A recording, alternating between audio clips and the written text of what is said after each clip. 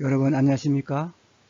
이번 시간에는 제6장 사회복지 실천의 가치와 윤리입니다. 강의 순서는 첫째, 윤리와 가치의 개념, 둘째, 가치와 윤리의 중요성, 셋째, 사회복지사의 윤리 강요, 넷째, 사회복지 실천의 윤리적 딜레마에 대해서 알아보도록 하겠습니다. 먼저 윤리와 가치의 개념입니다. 이 사회복지와 윤리적 실천에 있어서 사회복지 실천직은 어떻습니까?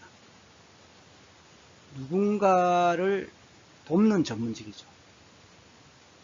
그렇기 때문에 전문성과 또 독점성, 존경을 받는 사회적 위치이죠. 따라서 높은 수준의 윤리적 기준이 필요한 것입니다. 사회복지 학문의 특성상 윤리적 실천은 실천적, 가치 지향적 특성이 있고 또 도덕적, 윤리적 특성이 있는 것입니다.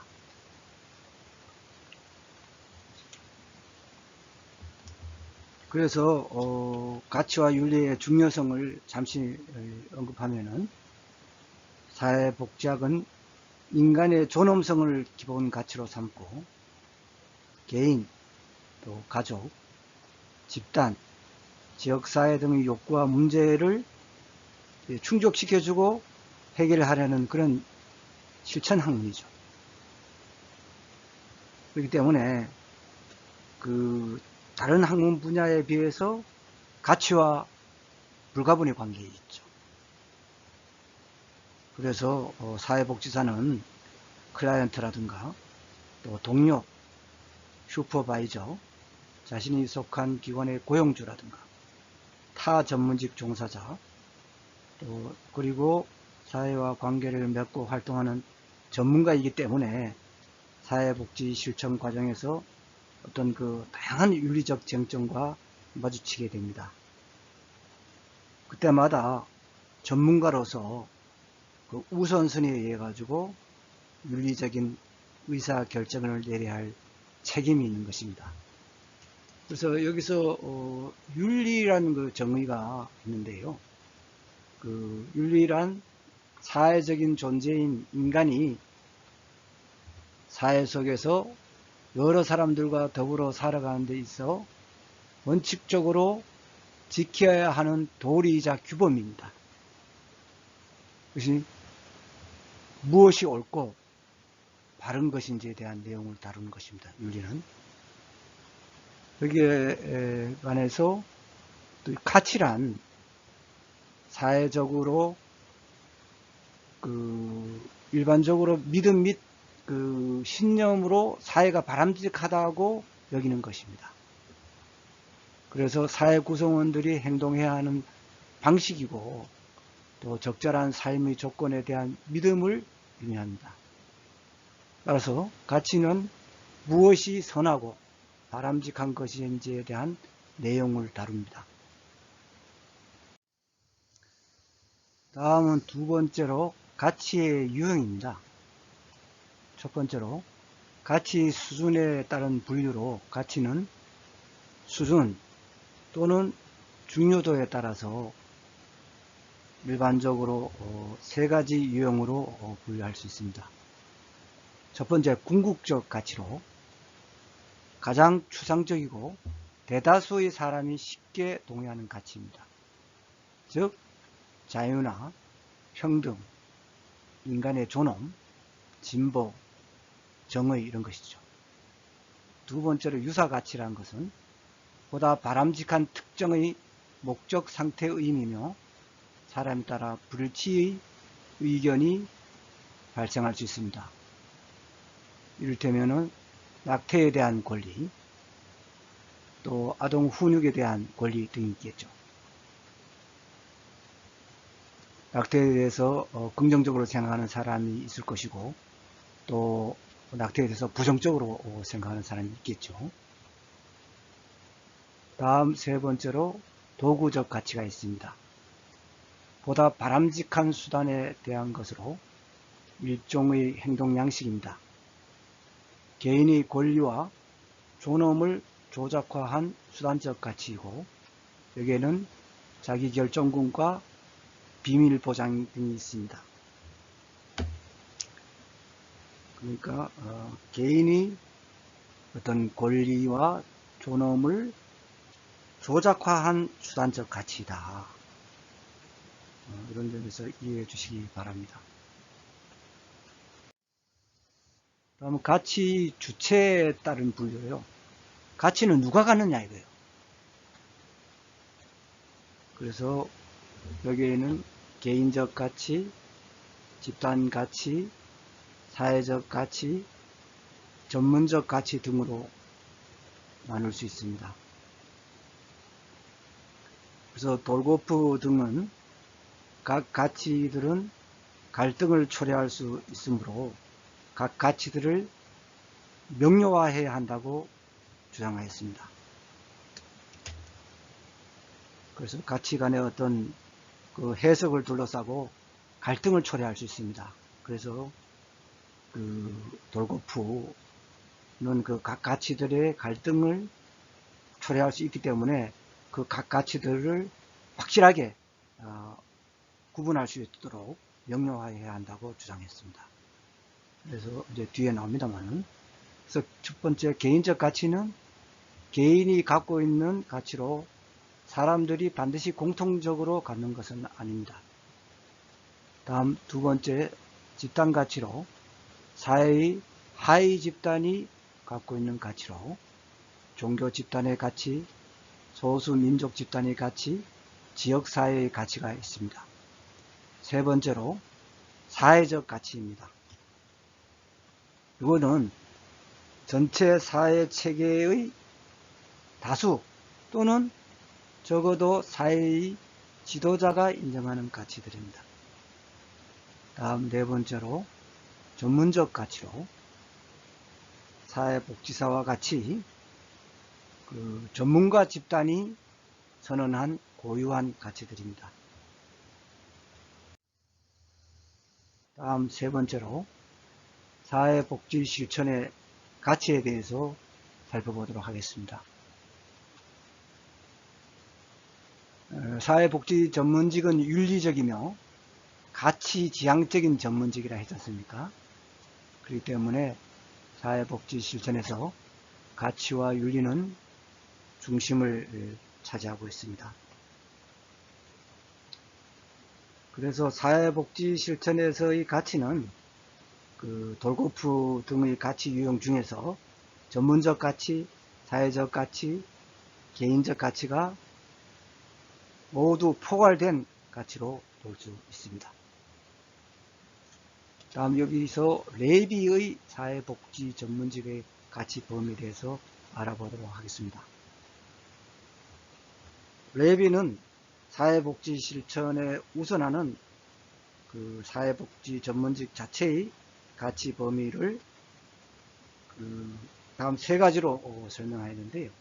우선 첫째, 인간에 대해 선호하는 생각입니다. 사람 우선의 가치로 전문직이 갖추고 있어야 할 기본적 가치관이며 기본 철학인 것입니다. 또 개인의 가치와 존엄성, 또 개인의 건설적 변화에 대한 능력과 욕구, 상호 책임성, 또 소속의 욕구, 공통적인 인간의 욕구, 개개인의 독특성에 대한 가치입니다. 다음 두 번째로 인간에 대해 선호하는 결과로 결과 우선의 가치를 들었습니다. 사람에 대해 서비스를 제공했을 때 초래되는 결과에 대한 가치관입니다. 이것은 결과에 대한 가치관이고, 사회가 개인의 발전을 위해 동등한 사회 참여의 기회를 제공해야 한다는 사회적 책임에 대한 가치입니다. 세 번째로 인간을 다루는 선호하는 수단으로서 수단 우선의 가치를 들었습니다. 서비스를 수행하는 방법 및 수단과 도구에 대한 가치입니다. 또 사회복지 실천 과정에서 중요하게 실천되어야 할 가치체계입니다. 이렇게 레위는 사회복지 전문적인 가치 범위를 사람 우선의 가치, 또 결과 우선의 가치, 수단 우선의 가치, 이렇게 세 가지로 분류를 했습니다.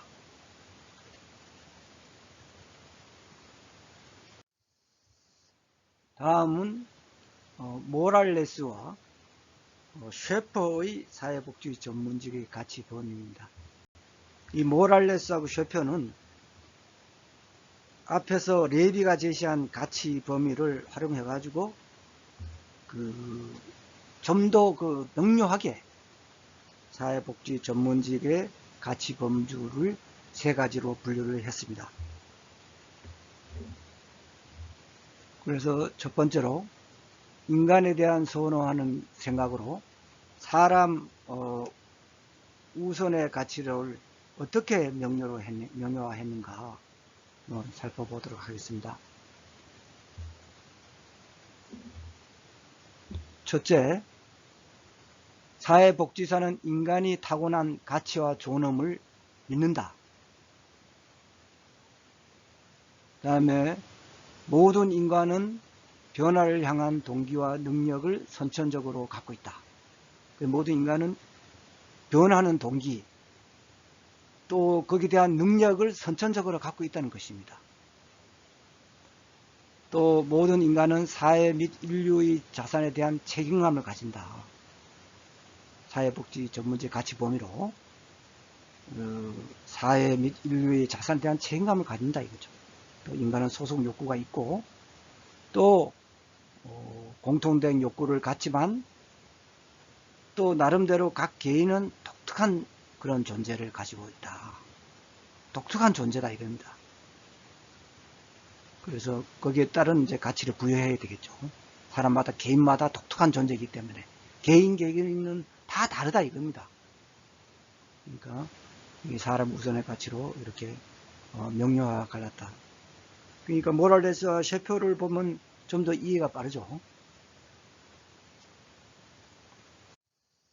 다음 모랄레스와 셰퍼의 사회복지 전문직의 가치 범위에서 결과 우선의 가치에 대해서 살펴보겠습니다. 인간에 대해 선호하는 결과로 결과 우선의 가치입니다. 서비스의 결과로 각 개인이 잠재력을 실현할 수 있도록 성장과 개발을 위한 기회를 제공받아야 한다는 것이고, 또 사회는 인간이 그들의 욕구를 충족하는 데 필요한 자원과 서비스를 제공해야 하며 기아 문제, 부적절한 교육, 치료받지 못하는 질병, 부적절한 주거 상태 등의 문제를 해결하는 데 필요한 자원과 서비스를 제공해야 한다는 것입니다. 다음은 세 번째로 인간을 다루는 선호하는 수단입니다. 즉 수단 우선의 가치입니다. 서비스의 수단이나 또 방법이 인간의 존경과 존엄성을 인정되도록 활용되어져야 한다는 것입니다. 그리고 서비스의 수단과 도구가 인간이 자신이 삶의 방향을 결정할 수 있도록 최대한의 기회를 갖도록 하고요. 또 인간을 독특한 성격과 삶의 경험을 가진 독특한 존재로 다뤄줘야 한다는 것입니다. 이게 이제 인간을 다루는 선호하는 수단으로서 수단 우선의 가치를 얘기한 것입니다. 다음은 두 번째로 가치와 윤리의 중요성입니다. 그래서 사회복지학은 앞에서 설명했지만은 어떤 인간의 존엄성을 기본으로 삼고 있지 않습니까? 그래서 가치의 문제와 또 불가벌의 관계가 있고, 또 사회복지사 같은 경우에는 또 전문가이기 때문에 그 사회복지 실천 과정에서 다양한 윤리적 쟁점과 마주치게 되는데요. 그렇기 때문에 전문가로서 그 상황에 따라서 그 윤리적인 의사 결정을 내야 할 때가 많습니다. 그렇기 때문에 어떤 뭐 법이나 규정에 지침이 없을 때 특히 어떤 사회복지사들이 전문직으로서 그런 윤리적인 의사결정을 내려야 할 책임이 있는 것입니다. 그래서 사회복지 실천의 가치에 발달해서 기본 가치는 인간의 존엄성이고 개인, 가족, 집단, 지역, 사회 등의 욕구와 문제를 충족시켜주고 해결하려는 실천 학문입니다. 사회복지학이. 그래서 사회복지 제도와 그 학문의 발달 과정에서 사회복지 실천가와 학자들은 가치와 윤리에 관련된 여러 가지 문제에 직면하게 되죠. 즉, 자유와 평등. 좀 이게 상반되죠, 그죠? 자유를 줄 것인가, 또 평등을 실현할 것인가. 이런 또 가치와 윤리에 대해서, 정점에 대해서 직접 그런 그 사회복지사뿐만 아니라 또 학자들도 여러 가지 이런 문제에 맞닥뜨리게 되죠. 그래서 어떻게 어떤 기준에 의해서 이 의사결정을 내릴 것인가 이것을 고민하게 되죠. 그때는 또 사회복지의 어떤 가치와 윤리에 의해서 결정할 수밖에 없다. 이렇게 볼 수 있는 것입니다. 또 다른 예가 있습니다. 성장과 분배도 있죠. 또 여러분들 많이 공부한 빈곤의 원인으로서 이게 개인의 결함으로 볼 것인가 아니면 이 빈곤의 원인이 사회 구조상의 결함인가 이것도 또 판단을 해야 된다 이겁니다. 또 인공 임신 중절이나 안락사 허용 문제 또 시험관 악이나 인간복제 이런 것을 허용할 때 도덕적으로 정당화될 수 있는가. 시험관 아기 같은 경우도 지금 종종 하고 있지 않습니까? 이런 문제에 직면했을 때 어떤 태도와 입장을 취해야만 최선의 도덕적 판단을 내렸다고 평가받을 수 있을 것인가.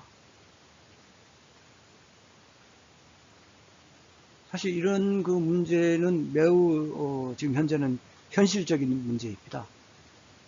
현실적으로 이런 일이 벌어지고 있죠, 지금. 시험관하기 같은 경우. 그래서 특히 사회복지 전문가들이 역할이 증대될수록 사회적 가치와 또 윤리와 관련된 이슈들은 사회복지사들이 더욱 곤혹스럽게 만들 수 있습니다. 그래서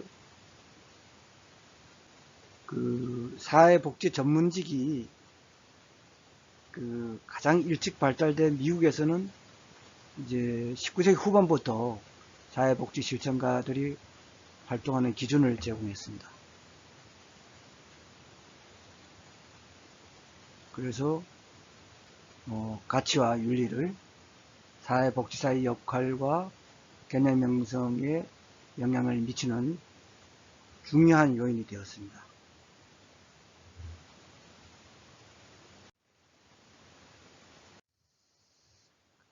다음은 사회복지 실천은 역사와 사회의 변화와 더불어 발전되어 왔습니다.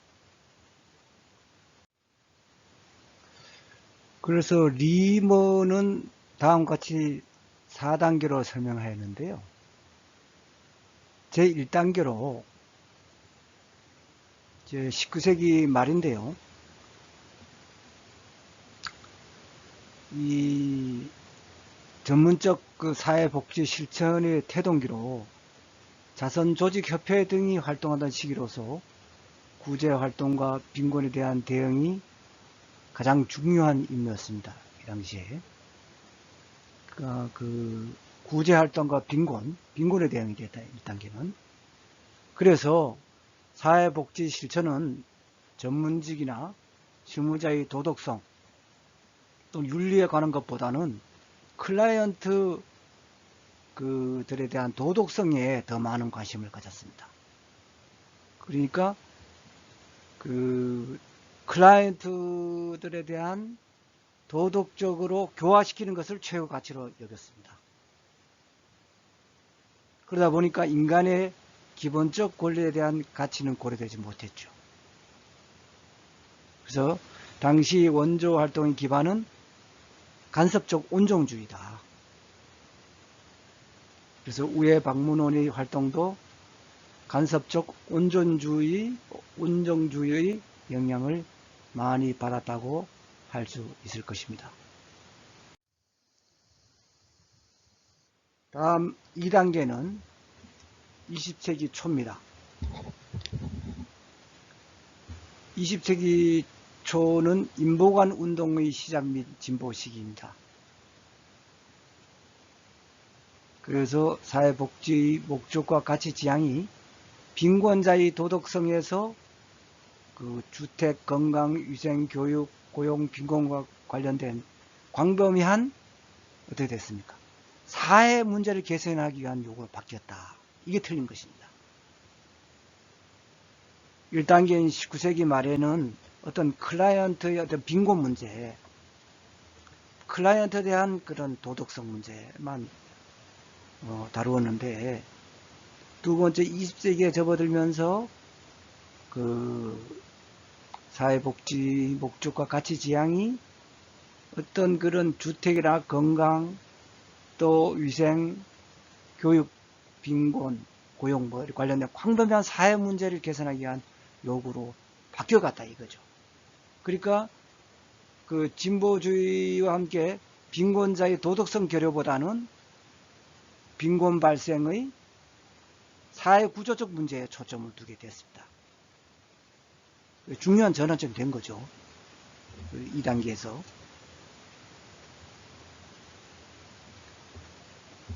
그러니까 이전까지 사회복지 실천에서 중시되었던 클라이언트의 도덕성에 관한 관심에서부터 전문가의 도덕성, 신뢰할 수 있는 투명성과 정직함을 중요하게 생각하는 실천으로 이제 전환되면서 그 사회복지사의 윤리와 가치, 또 도덕, 그리고 정직성이 더욱 강조가 되죠. 또 이와 함께 사회복지 실천의 그런 그 실천 전략, 개입 방안, 실천 기술의 필요성이 강조되면서 전문가를 위한 교육 내용과 훈련 프로그램의 중요성을 더욱 인식하게 되었습니다.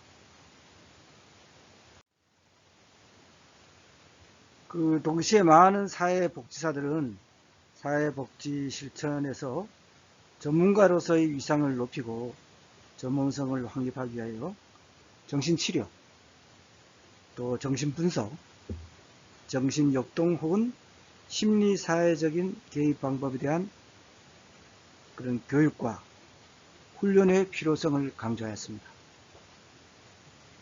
또 사회복지사는 사회복지 정책을 수립하는 일에 참여하고 또 사회문제에 적극적으로 관여하기 위해서 사회복지 정책과 행정, 지역사회 조직, 그리고 사회제도와 법률에 관한 교육과 훈련에도 높은 관심을 보였습니다.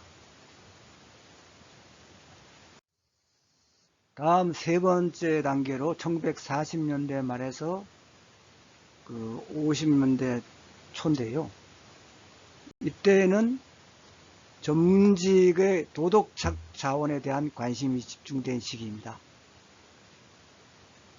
그러니까 또 전문직에 대한 그 도덕적 자원에 대한 관심이 집중된 시기다. 이게 틀립니다.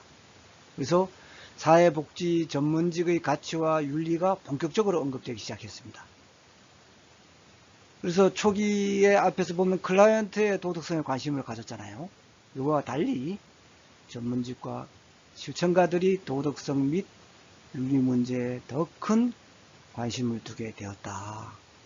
또 20세기 중반 전문가의 도덕성에 대한 문제, 공식적으로 논의 주제로 인정되어 공표되게 이르렀고, 클라이언트를 대하는 전문가의 가치에 대한 의문이 제기되면서 전문적 가치 체계에 입각한 실천이 이루어질 수 있도록 윤리적 지침에 관한 관심이 증가됐습니다. 윤리적 지침에 대한 관심이 증가됐다는 거 알아두시고요.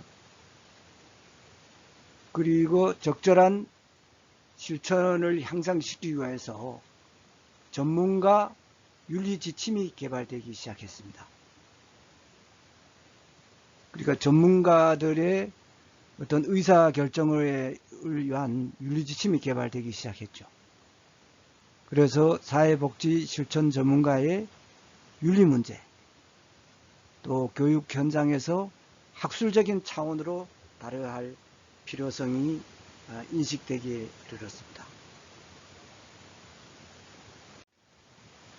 그래서 1947년 미국 사회복지사 협회에서는 사회복지사의 윤리 강령을 채택했는데요. 동시에 사회복지사들은 사회복지 실천의 가치 기준이 되는 중심 가치를 제안하였습니다. 예를 들면 클라이언트에 대한 인간의 존엄성과 인권,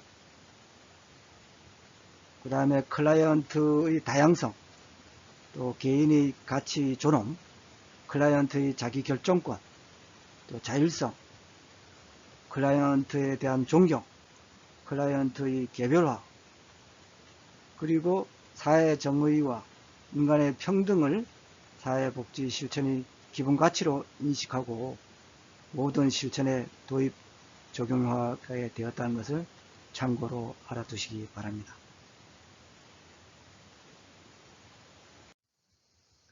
다음 네 번째로 60년대 이후입니다. 이때는 사회적 평등, 인권, 복지권, 차별, 억압 등의 가치에 대한 관심이 급증함에 따라서 이러한 가치를 사회복지 실천과 교육에 접목시킨 시기입니다. 이 60년대 이후에는 사회적 평등이라든가 인권, 또 복지권, 차별, 억압 등에 대한 그런 가치에 대한 관심이 급증했습니다. 그래서 얘는 이제 교육에 접목식에서 교육이 이루어졌는데요. 1976년도에 레비는 사회복지 윤리학이라는 걸 출간해 가지고 가치와 윤리에 대한 관심은 더 확산되기 이르렀습니다. 그래서 우리나라는 어떻게 됐냐? 우리나라는 한국 전쟁을 전후해서 이 사회복지학이 가장 발달된 미국으로부터 어떤 직수입됐죠. 사회복지 실천 이런 사업인데 전문 사회 사업이죠. 그래서 초창기에는 이제 가치와 윤리에 관심이 없었으며 미국식 가치와 윤리를 맹목적으로 수용하기 이르렀습니다. 그러나 1970년 전후에서 한국사회사업가협회, 현 한국사회복지사협회입니다. 발족되고 다양한 그런 사회복지기관이 설립되었습니다. 그리고 대학에서도 사회사업학과, 다시 말해서 사회복지학과가 설치됨에 따라서 사회복지 실천에 있어서 가치와 윤리의 중요성을 인식하게 되었고, 한국사회복지사협회에 의해서 사회복지사 윤리 강령이 만들어지게 되었습니다.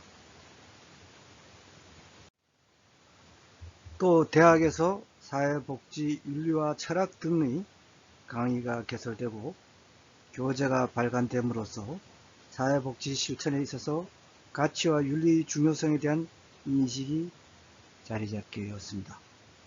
1999년에 개정된 사회복지사업법 시행령에서 사회복지 실천 윤리와 철학이 사회복지사 1급 자격증 취득을 위한 시험과목의 선택과목으로 채택된 것도 사회복지 실천에서의 가치와 윤리의 중요성이 인식된 것이라고 하겠습니다.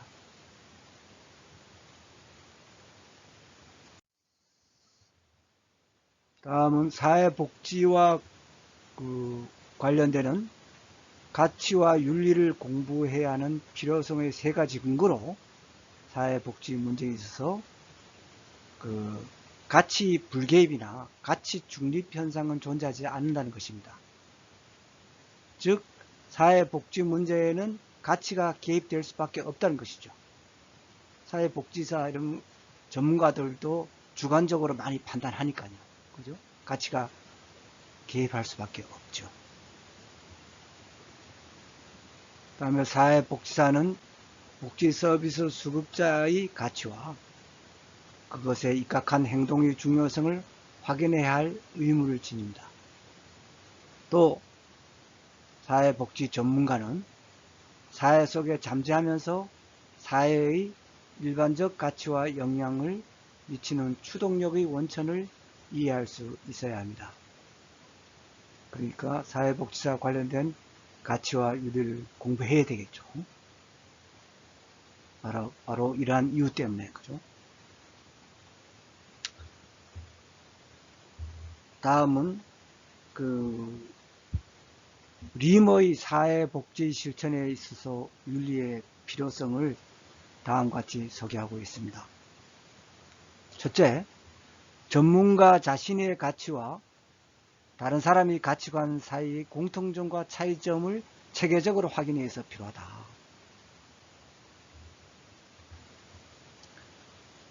그래서 사회복지 실천의 윤리는 어떻습니까? 전문가 자신의 가치하고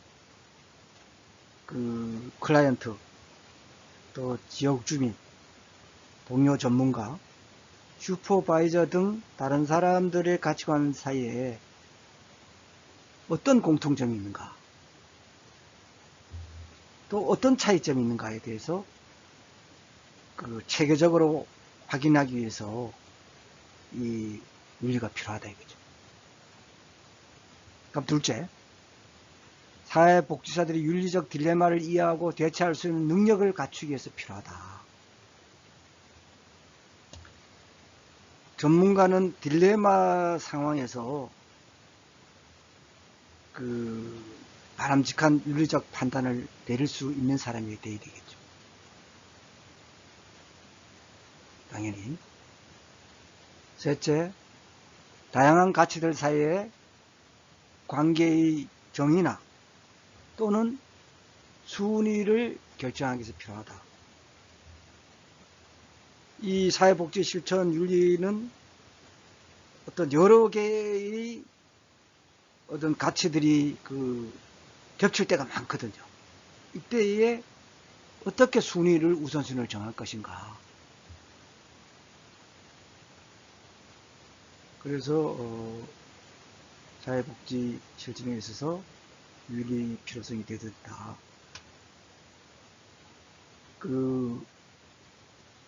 윤리를 뒷받침하는 가치는 여러 가지가 존재하기 때문에 여러 가지 가치가 상충될 경우에 어떤 가치에 이제 우선순위를 부여할 것인가를 정해 가지고 실천가들이 윤리적인 판단을 내릴 수 있도록 지침을 이제 마련해 줄 수 있습니다.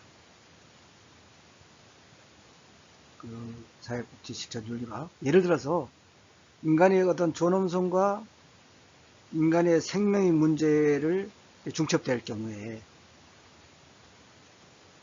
어떻게 할 것인가. 전문가의 개인의 가치에서 비추어서는 인간의 존엄성이 생명에 우선하여 고려해야 된다고 생각할 수도 있으나 사회복지 실천 전문직의 가치 차원에서는 어떻습니까? 인간의 생명을 가장 우선적인 가치로 생각해야 되겠죠. 그래서 따라서 실천가는 개인의 생명이 인간의 존엄성에 우선하는 실천을 윤리적인 실천으로 받아들이게 됩니다. 이제 이런 경우가 실제 현장에서 많이 대두가 됩니다. 그래서 어떤 경우라도 생명이 가장 우선적인 가치가 되겠죠. 다음 넷째, 사회복지 현행 주류 가치의 정당성을 파악하고 시대적 조류에 맞는 가치 정립을 해서 필요하다. 이는 이제 사회복지 주요 가치가 역사적 맥락 속에서 지속적으로 변화해왔기 때문입니다. 그렇기 때문에 그 주류 가치 정당성을 파악하고 또 나아가지고 그러한 그 시대적 조류에 맞는 가치 정립이 필요하다는 것이죠. 다음 다섯 번째로 사회복지 전문성을 발전시키고 실천 방법을 개발하기 위해서도 사회복지 실천 윤리가 필요하다 이거죠. 아무래도 이제 사회복지학은 전문 지식을 바탕으로 그 인간을 대상으로 하는 실천 학문이기 때문에 실천 기술을 지속적으로 개발하고 훈련하는 일이 필요하죠. 그래서 사회복지 윤리를 이해함으로써 사회복지 지식과 기술을 습득하게 됩니다.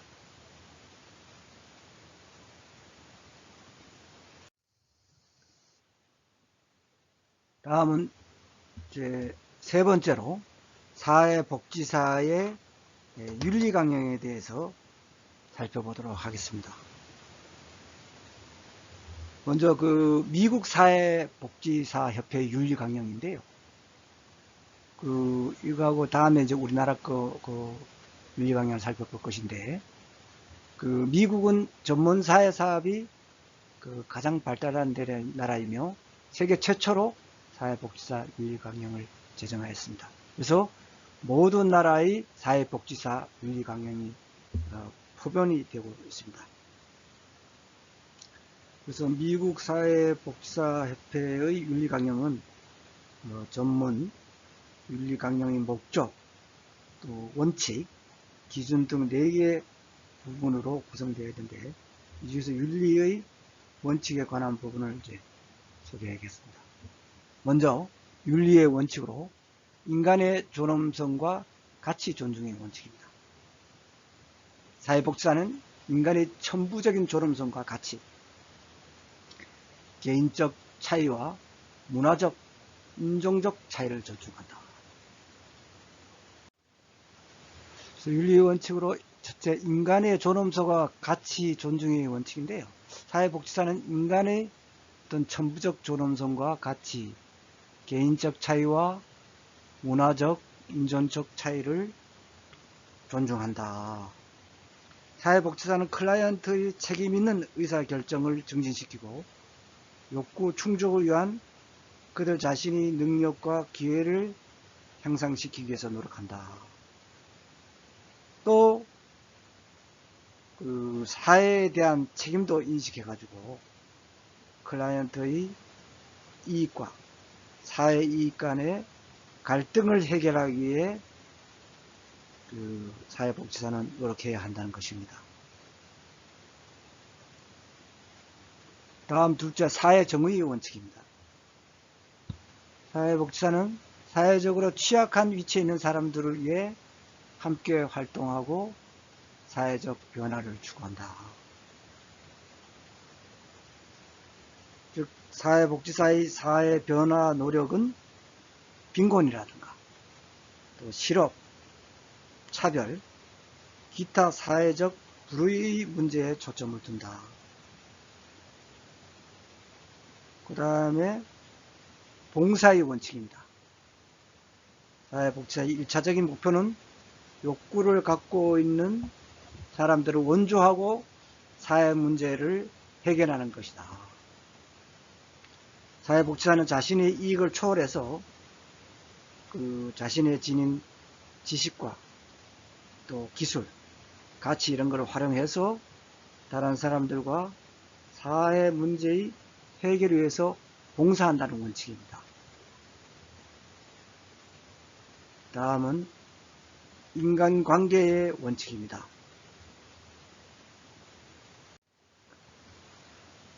인간관계의 원칙은 사회복지 실천은 인간 서비스다. 그래서 인간관계의 중요성을 인식해야 한다는 것입니다. 그래서 사회복지사는 인간관계의 중요성을 인식하고 이제 실천해야 되는데, 사람들 간의 관계는 변화를 위한 중요한 수단이기 때문에 원조 과정에서 사람들을 파트너로 참여시킨다. 인간관계 원칙을 이렇게 제시했습니다.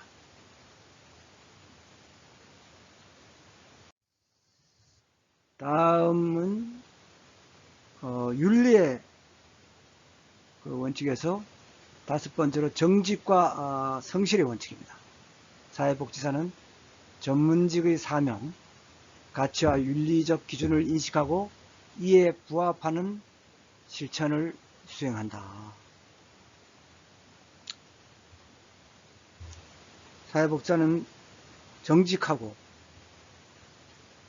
또 책임있게 이제 행동하고 자신이 소속한 조직의 입장에서 윤리적 실천을 증진시키다는 것입니다. 다음 끝으로 능력의 원칙으로요. 사회복지사는 자신이 능력 범위 내에서 실천한다는 것입니다. 그리고 전문적 지식과 기술을 향상시키고 이를 실천에 적용하기 위하여 끊임없이 노력해야 한다고 미국 사회복지사협회 윤리강령에서는 원칙을 제시했습니다.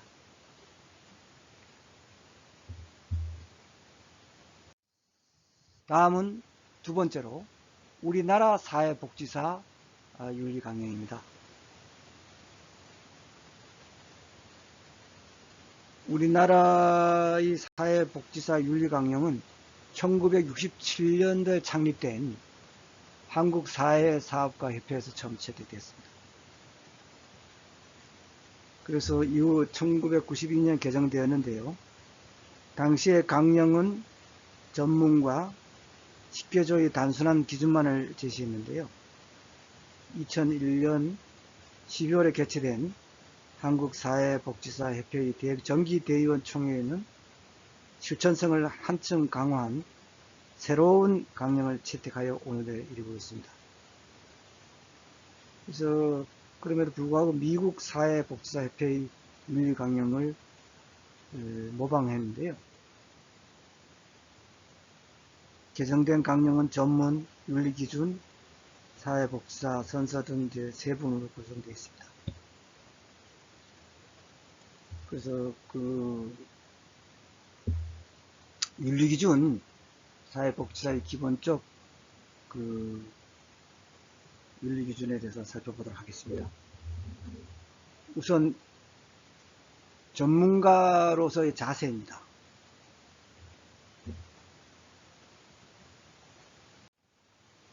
그래서 사회복지사는 전문가로서의 품위와 자질을 유지하고 자신이 맡고 있는 업무에 대해서 책임을 진다.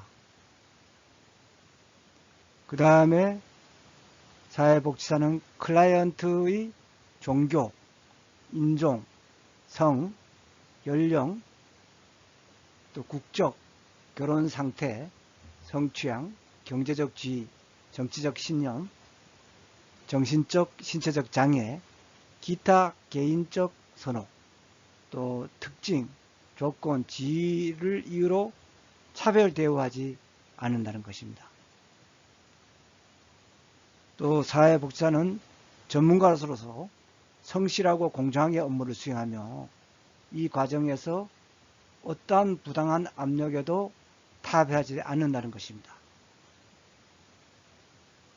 그래서 사회복지사 같은 경우는 실질적으로 현장에서 대응할 때 전문가로서 당연히 이제 공정하고 성실하게 업무를 수행하는데, 그 어떤 다른 상급자로부터 또 다른 기관에서부터 어떤 부당한 압력, 이렇게 됐을 경우에는 절대 타협을 해서는 안 되겠습니다. 타협을 안 하면 안 되고, 보고를 해야 되겠습니다. 보고를 하고, 또 사회복지사는 사회정의 실현과 클라이언트의 복지 증진에 헌신하며 이를 위한 환경 조성을 국가와 사회에 요구해야 합니다. 그러니까 사회정의를 실현해야 되고 클라이언트 복지 증진에 이제 헌신해야 됩니다. 또 이런 환경 조성을 위해서 국가와 사회에 요구하는 그런 행위를 해야 됩니다. 그래서 클라이언트에 대한 그런 옹호 활동, 대변 활동도 해야 되겠죠. 또 사회복지사는 전문적 가치와 판단에 따라 업무를 수행하면서 기관 내로부터 부당한 간섭이나 압력을 받지 않는다.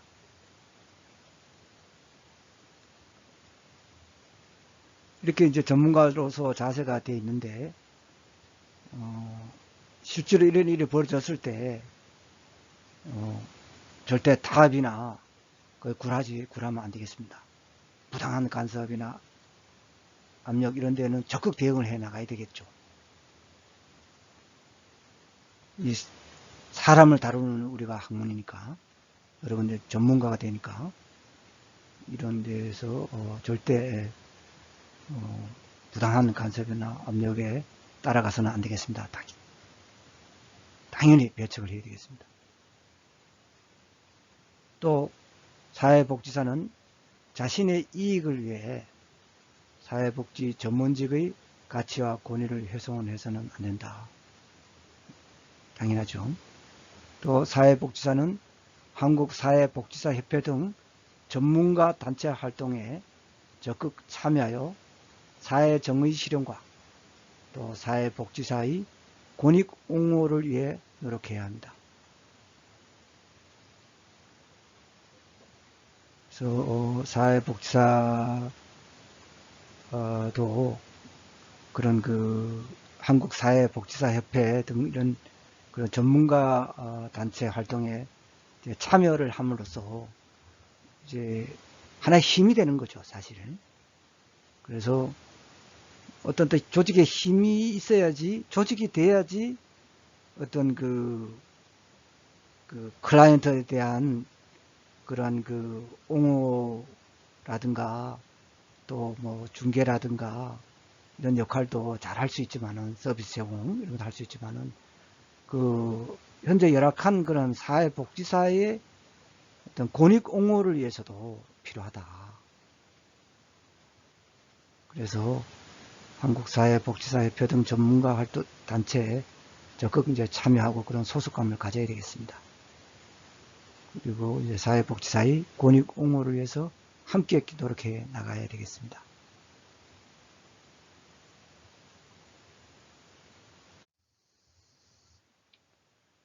다음 사회복지사의 기본적 이제 윤리 기준으로서 두 번째로 전문성 개발을 위한 노력입니다.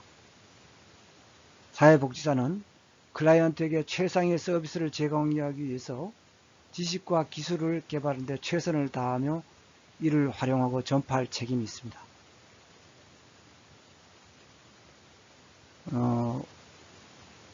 어떤 클라이언트에게 그런 최상의 서비스를 제공하기 위해서는 그런 전문적인 지식과 기술 개발하는 데 최선을 다해야 되겠죠. 이를 적극적으로 활용하고 또 널리 알려야 될 그런 책임이 있습니다.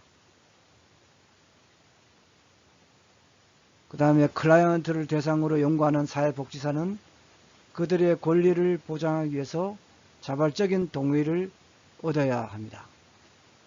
권리보호 자발적 동의를 얻어야 되고, 사회복지사는 전문성을 개발하기 위해서 노력하되 또 이를 이유로 서비스의 제공을 소홀해서는 안 되겠습니다. 또 사회복지사는 한국사회복지사협회 등이 실시하는 재반교육에 적극 참여해야 한다. 다음 세 번째로 경제적 이득에 대한 태도입니다. 사회복지사는 클라이언트의 지불 능력에 상관없이 서비스를 제공해야 하며 이를 이유로 차별 대우를 해서는 안 된다고 되어 있습니다. 사회복지사는 필요한 경우에 제공된 서비스에 대해 공정하고 합리적으로 이용료를 책정해야 한다. 사회복지사는 업무와 관련하여 정당하지 않은 방법으로 경제적 이득을 취하해서는 안 된다고 되어 있습니다. 클라이언트들은 이제 빈곤하고 또 여러 가지 어려움에 처한 경우가 많죠. 또 클라이언트들이 빈곤하고 또 가정에서도 또 어려움이 있고 가정 또 뭐 해체적인 그런 경우도 있고 극단적으로 또 질병에 시달리고 그래서 여러 복합적으로 어려움에 처한 경우가 많습니다. 그래서 그런 서비스를 제공할 때 차별 대우하지 말고 또 필요한 경우에 공정하고 합리적인 뭐 이용료 이런 거는 또 받아야 되겠지만은 이런 일반적으로 그런 서비스를 제공할 때 차별 대우해서는 안 된다는 것이죠.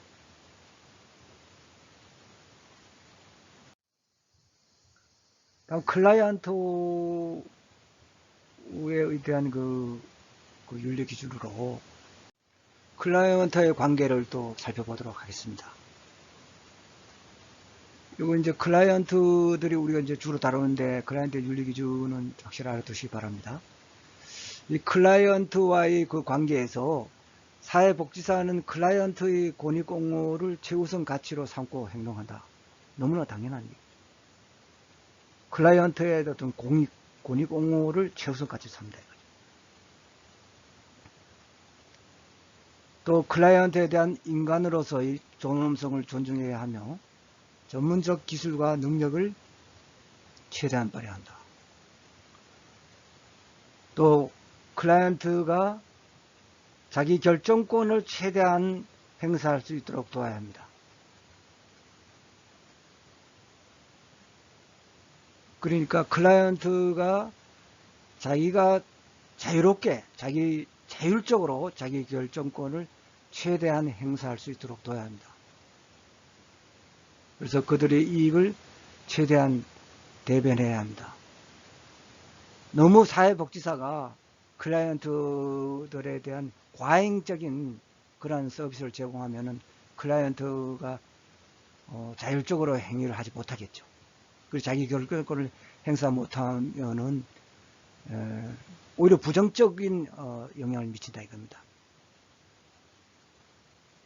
그래서 정서적으로도 치유가 되지 않고 오히려 이제 반발을 사게 되고 이런 부작용이 따르게 되죠. 그렇기 때문에 사회복지사는 클라이언트가 자기 결정권을 최대한 행사할 수 있도록 자율적으로 그런 행사를 할 수 있도록 그들의 이익을 최대한 대변해야 합니다.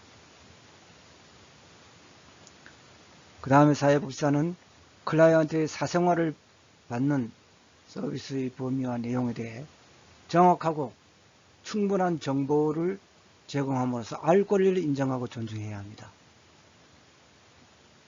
또 사회복지사는 문서나 또 사진, 컴퓨터 파일 등의 형태로 된 클라이언트의 정보에 대해서 비밀 보장의 한계, 그 다음에 정보를 얻어야 하는 목적 및 활용에 대해서 구체적으로 알려야 됩니다. 또 정보 공개 시에는 동의를 얻어야 합니다.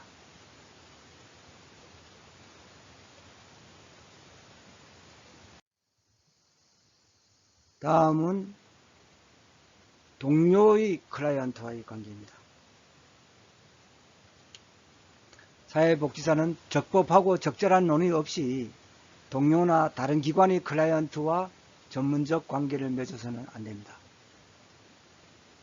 또 사회복지사는 긴급한 사정으로 인해 만약에 동료의 클라이언트를 맡게 됐다.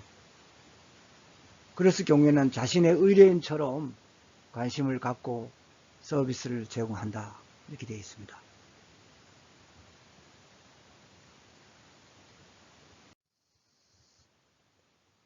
그 다음에 사회복지사의 동료에 대한 윤리기준입니다. 동료는 사회복지사는 존중과 신뢰로서 동료를 대하며 전문가로서의 지위와 인격을 훼손하는 언행을 하지 않습니다. 그러니까 동료하고 대할 때 존중과 신뢰로서 대해야 됩니다. 그리고 같은 이제 전문가로서 어떤 그런 그 협의라든가 서로 또 궁금증 해소를 하기 위해서 또 소통할 거 아닙니까? 그럴 경우에 전문가로서의 어떤 지위와 인격을 지켜야 되겠습니다. 그래서 원행 이런 것들 각별히 유의해야 되겠습니다. 그 전문가로서의 지위와 인격을 지켜야 되겠죠. 또 사회복지사는 사회복지 전문직의 이익과 권익을 증진하기 위해서 동료와 협력해야 되고, 또 동료의 또 윤리적이고 전문적인 행위를 촉진시켜야 하며, 만약 이에 반하는 행위 경우에는 제반 법률 규정이나 윤리 기준에 따라서 대처해야겠습니다. 또 사회복지사가 전문적인 판단과 실전이 미흡하여 문제를 얘기했을 때는 적절한 조치를 취하여 클라이언트의 이익을 보호해야 합니다. 이 클라이언트 이익의 보호가 최우선이죠.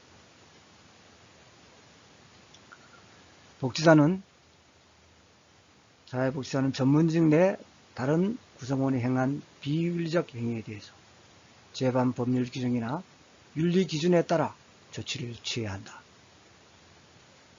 또 사회복지사는 동료 및 타 전문직 동료의 직무 가치와 내용을 인정, 또 이해하며 상호 간의 민주적인 직무 관계를 이루도록 노력해야 합니다.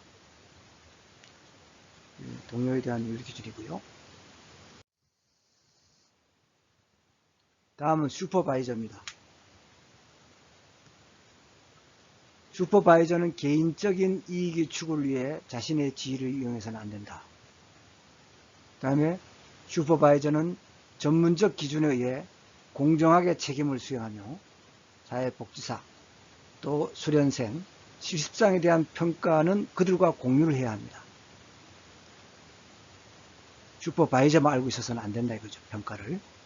사회복지사나 수련생 및 실습생과 그 평가에 대한 것을 공유를 해야 됩니다. 슈퍼바이저는. 다음 사회복지사는 슈퍼바이저의 전문적 지도와 조언을 존중해야 하며, 슈퍼바이저는 사회복지사의 전문적 업무 수행을 도와야 합니다. 다음 슈퍼바이저는 사회복지사, 또 수련생 및 실습생에 대해서 인격적, 성적으로 수치심을 주는 행위를 해서는 안 된다고 되어 있습니다. 다음 사회복지사의 사회에 대한 윤리 기준입니다. 사회복지사는 인권 존중과 인간 평등을 위해 헌신해야 하며 사회적 약자를 옹호하고 대변하는 일을 주도해야 합니다. 사회복지사는 필요한 사회 서비스를 개발하기 위한 사회정책의 수립, 발전, 입법, 집행에 적극적으로 주도해야 합니다. 근데 이제 사회복지사는 일선에서 가장 이제 그 대상자들하고 서비스를 제공하고 치료도 하고 하지 않습니까? 그렇기 때문에 가장 그 일선에서 하기 때문에 그 현실을 가장 잘 알 수가 있죠. 여론 조성을 가장 잘 할 수 있다 이겁니다. 그렇기 때문에 그런 사회복지 그런 그 정책을 수립이라든가 이런 발전 입법을 할 때 여러분들의 의견이 많이 개진될 수 있도록 해야 될 것입니다. 다음, 사회복지사는 사회환경을 개선하고 사회정의를 증진시키기 위한 사회정책의 수립, 발전, 입법, 집행을 요구하고 옹호해야 합니다. 마찬가지입니다. 또 사회복지사는 자신이 일하는 지역사회의 문제를 이해하고 그것을 해결하는 일에 적극적으로 참여해야 합니다. 다음, 사회복지사의 기관에 대한 윤리기준입니다. 사회복지사는 기관의 정책과 사업 목표의 달성, 효율성과 효과성 증진을 위해 노력함으로써 클라이언트에게 이익이 되도록 해야 합니다. 이게 이제 상충이 될 때 기관의 어떤 그 사업 목표하고 어떤 클라이언트한테 제공하는 이익하고 이런 상충될 때 상당히 그 윤리적 딜레마가 될 수가 있는데요. 참 어려운 문제지만 그래도 여러분들이 전문가고 또 윤리와 가치를 배우는 이유도 여러분들이 클라이언트의 입장에서 클라이언트의 이익이 되도록 그 책임감을 가지고 업무를 수행해야 할 것입니다. 그래서 사회복지사는 기관의 부당한 정책이나 요구에 대해서 전문직의 가치와 지식을 근거로 이에 대응해야 합니다. 그리고 상황에 따라서 부당하게 이제 지시하고 했을 때 사회복지윤리위원회 그런 보고를 해야 합니다. 사회복지사는 소속기관 활동에 적극 참여함으로써 기관의 성장 발전을 위해서 노력해야 합니다. 다음은 네 번째로 사회복지 실천의 윤리적 딜레마입니다. 오늘 이제 이 현장에서 사실 여러분들이 맞닥뜨릴 건데요. 상당히 중요하니까 이제 돌고프와 로엠부그 그 해링턴 연대에서 뒤에 나옵니다만 그거는 좀 중요하니까 숙지하시기 바랍니다. 그래서 윤리적 갈등의 그 개념은 사회복지사가 전문가로서 지켜야 하는 윤리적 의무와 책무가 서로 충돌해서 어떤 실천 행동을 선택하는 것이 윤리적으로 올바른 것인지에 대한 판단하기 힘든 상태다. 전문가로서 지켜야 하는 윤리적 의무하고 책무가 서로 이제 충돌한다 이겁니다. 이런 경우가 많습니다, 사실. 특히 이제 우리가 그 사회복지 실천을 하다 보면은 이런 경우가 상당히 많고 또 산업화가 그 고도화되면서 또 여러 가지 어떤 그 갈등이 많이 발생됩니다. 또 과거에 보지 못했던 그런 그 상황도 발생되는 경우가 많기 때문에 그 2개 이상의 가치가 상충돼 가지고 윤리적 갈등이 많이 발생되는데요. 그래서 두 가지 이상의 상충하는 윤리적 갈림길에서 한 방향을 선택할 때 혹은 선택하고자 하는 결과를 초래하게 될 때 윤리적 갈등을 겪게 됩니다. 그리고 두 가지 이상의 도덕 원칙 또는 의무가 동등하게 유용하다고 여기지만 이 원칙들이 서로 모순되거나 충돌하는 상황, 즉 윤리적 갈등 상황에서는 최선의 선택을 해야 됩니다. 우선 윤리적 갈등의 발생 상황을 몇 가지 다혈해 봤습니다. 가치 상충, 의무 상충, 클라이언트 체계의 다중성, 결과의 모호성, 힘 또는 권력의 불균형인데요. 이 5가지 대해서 한번 살펴보도록 하겠습니다. 이건 조금 이제 깊은 내용인데요. 우선 가치 상충입니다. 2개 이상의 가치가 상충될 때 윤리적 갈등이 발생할 수 있습니다. 이런 경우 많죠. 자주 문제되죠. 예를 들자면 클라이언트의 자기 결정권하고 또 생명권, 생명하고 또 비밀 보장 뭐 이런 게 창출될 수가 있죠. 예를 들자면은 자살을 하려는 클라이언트가 있을 때 사회복지사가 겪게 되는 윤리적 갈등은 어떻게 하겠습니까? 자기 결정권을 존중해야 됩니까? 생명보호를 해야 됩니까? 당연히 그런 윤리적 갈등이 있을 때는 생명보호를 최우선적으로 결정해야 되겠죠. 그 다음에 의무상충입니다. 사회복지사가 소속기관에 대해서 지켜야 할 의무, 아까 제가 말씀드렸잖아요. 와 또 클라이언트에 대해 지켜야 할 의무 사이에서 겪게 되는 이런 윤리적 갈등이 있을 때, 예를 들어 기관의 어떤 그런 정책, 이 클라이언트 이익에 위배될 때 의무상충으로 윤리적 갈등이 발생할 수가 있겠죠. 그랬을 경우에는 이제 클라이언트의 이익에 따라서 움직여야 되겠죠. 그런 이제 그 우선순위를 이제 정해야 되는데, 물론 이제 가서 잘 보고도 하고 이제 스무스하게 처리될 수 있도록 해야 되겠죠. 다음 이제 클라이언트의 체계의 다중성인데요. 이 클라이언트가 여러 명일 경우 누구를 클라이언트로 보고 우선적으로 고려하여 개입해야 하는지 판단하기 어려워서 겪게 되는 윤리적 갈등이 있습니다.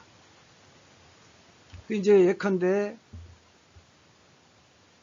집에 이제 의뢰자가 있어가지고 찾아갔는데 아동 학대도 이루어지고 부부 폭력도 이루어지고 남편의 정신질환 등 다양하고 복합적인 문제를 가진 가족에게 이때도 이제 윤리적 갈등이 발생될 수가 있죠. 그죠? 이제 우선순위에서 해야 되고, 다음 결과의 모호성도 있습니다. 사회복지사가 내린 결정의 결과가 불투명할 경우에 어떤 결정을 내려야 할지 윤리적으로 이제 갈등하게 되죠. 결과의 모호성 같은 경우는 예컨대 부모의 경제적인 이유 때문에 아이를 해외로 이방시키는 것이 그 아이를 위해서 최선의 결정인지 확신할 수 없어서 의사결정을 못하는 경우, 이런 경우에 윤리적 갈등이 발생하죠. 다음 또 힘 또는 권력의 불균형을 보면은 사회복지사와 클라이언트의 관계가 권력적으로 평등하지 않기 때문에 생기는 갈등이 있습니다. 예컨대 의사결정을 내리기 어려워하거나 또 문제 해결 능력이 부족한 아동이 자신의 결정과 선택을 전문가에게 의존함으로써 클라이언트의 그런 자기 결정권이 포기되는 경우입니다.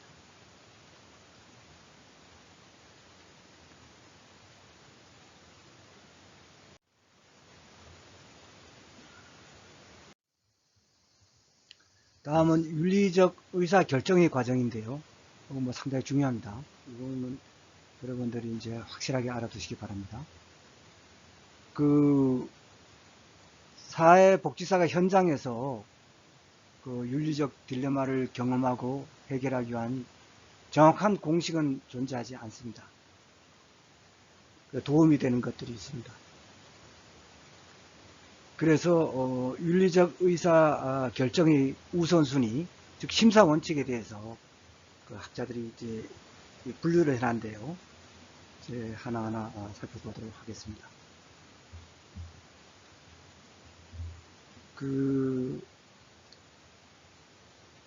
사회복지사가 윤리적 딜레마에 대해서 윤리적 판단을 내릴 때 가장 우선적으로는 관련법을 지키고 또 사회복지사 윤리 강령의 여러 가지 기준들을 고려해야 하지만은 그 관련법과 지침 윤리 강령으로도 해결되지 않을 때 윤리적 의사 결정을 내릴 수 있도록 윤리적 원칙과 지침을 알고 있어야 합니다.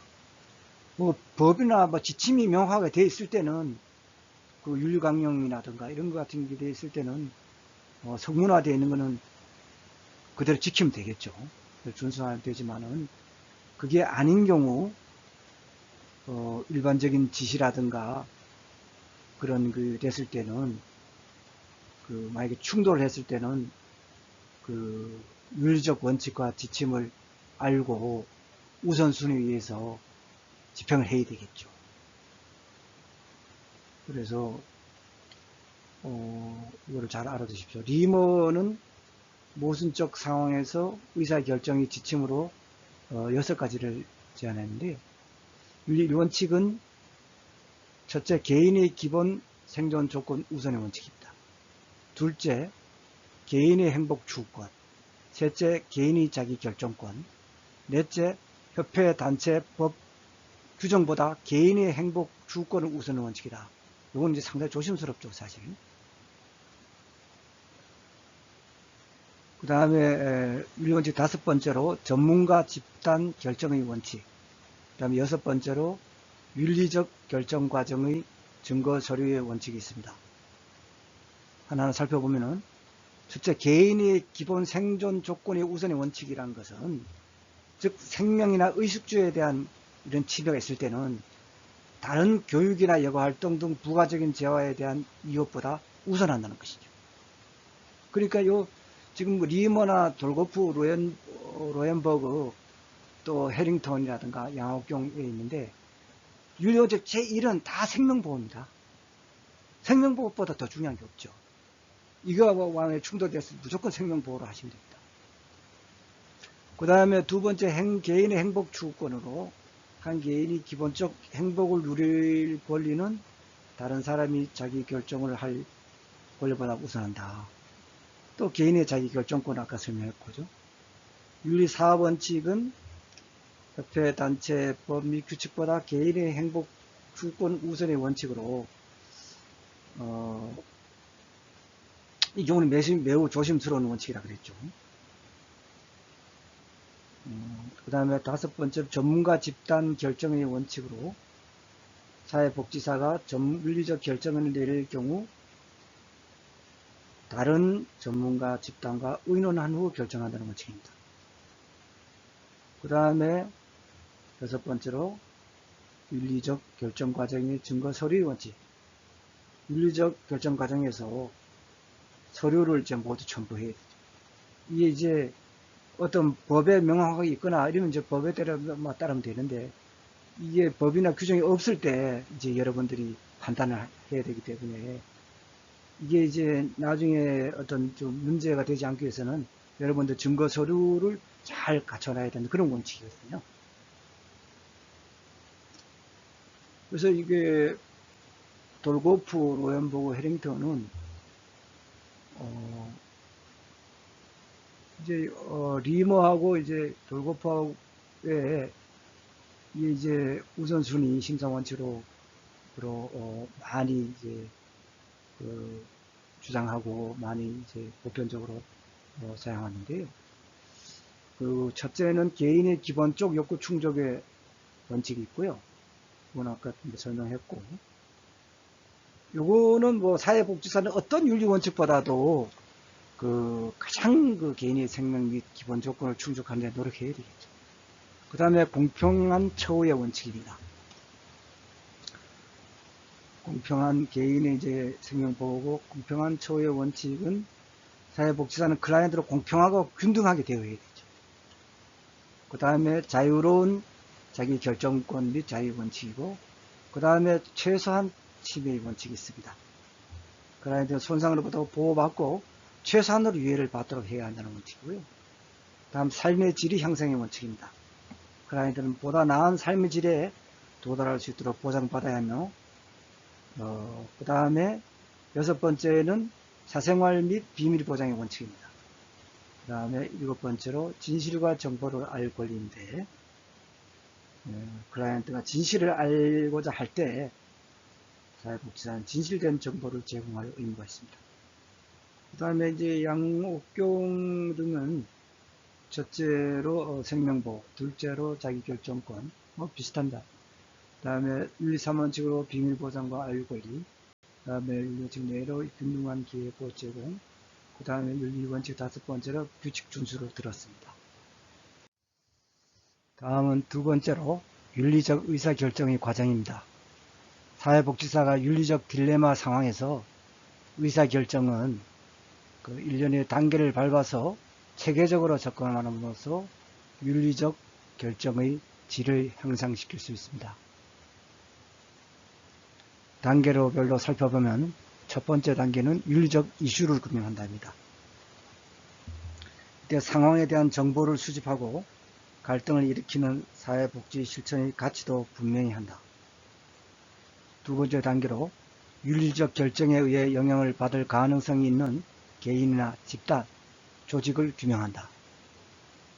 세 번째 단계로 실행 가능한 모든 행동 방침과 각각의 경우에 포함되는 참여자들, 각 경우의 잠재적 이익과 위험을 잠정적으로 규명한다. 네 번째 단계로 우측 하단에 있는 세 가지 관련 사항, 즉 윤리강령과 법과 규정, 사회복지 실천 이론과 원칙, 개인적 가치, 특히 자신의 가치와 갈등을 일으키는 가치들, 이 세 개를 고려하여 각각의 행동 방침을 찬성 또는 반대하는 이유와 근거를 철저하게 검토한다. 다섯 번째 단계로 동료와 전문가와 상담한다. 여섯 번째 단계로 결정을 내린 후 의사결정 증거서를 첨부한다입니다. 제6주차 과제를 부여하겠습니다. 첫째, 윤리와 가치 개념을 기술하시오. 둘째, 돌고프, 로엔버그, 그리고 해링턴이 제안한 윤리적 의사결정의 우선순위, 즉 심사원칙 7가지를 설명하시오입니다. 이상으로 제6장 사회복지 실천의 가치와 윤리에 대한 강의를 모두 마치겠습니다. 여러분 대단히 감사합니다.